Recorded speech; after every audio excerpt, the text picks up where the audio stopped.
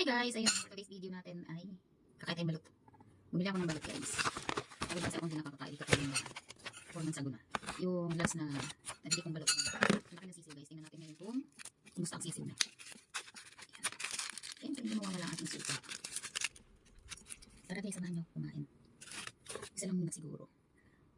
Magkaiba yung shape niya. Siyempre alam nyo paano kumain ito guys. Dito natin siya bubuksan. Iyo. Yan.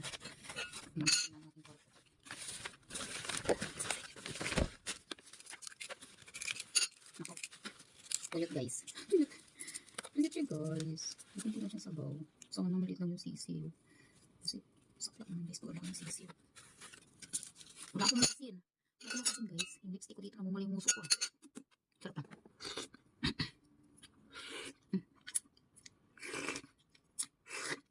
Grabe. Masarap siya. Hindi bang ingay kong kumain. Pasensya na. Pasensya na guys. Pasensya nyo na ako. Excited ako kumain ng balot. Dati guys, lagi ako sa ano kapag pumunta ako sa sa Makati. Yun. Lagi ako pagkaan kumain ng balot. Masarap yung balot na maliit yung sisiw. Balot sa ano bang tawag doon? Balot sa puti ba yun?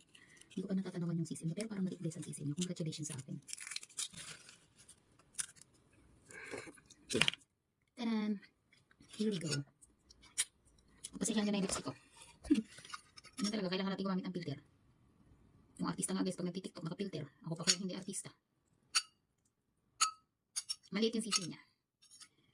Satisfied naman ako ngayon kasi nakita ko walang balahibo. Kain guys. Sarap.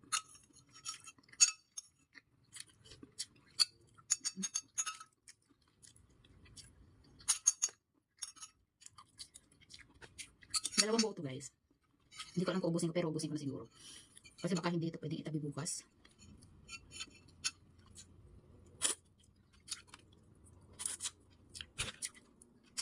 Sarap siya. Wala nga ako asin. Kaya naman tinatamad ako guys umuha eh. Asin.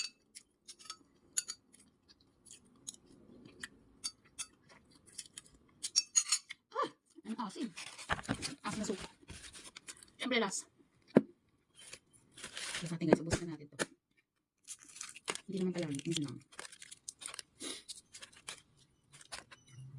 Pero mas labis ito guys, may ano, asin. Pero tamad nga kasi ako. Marami itong sabaw, masabaw siya.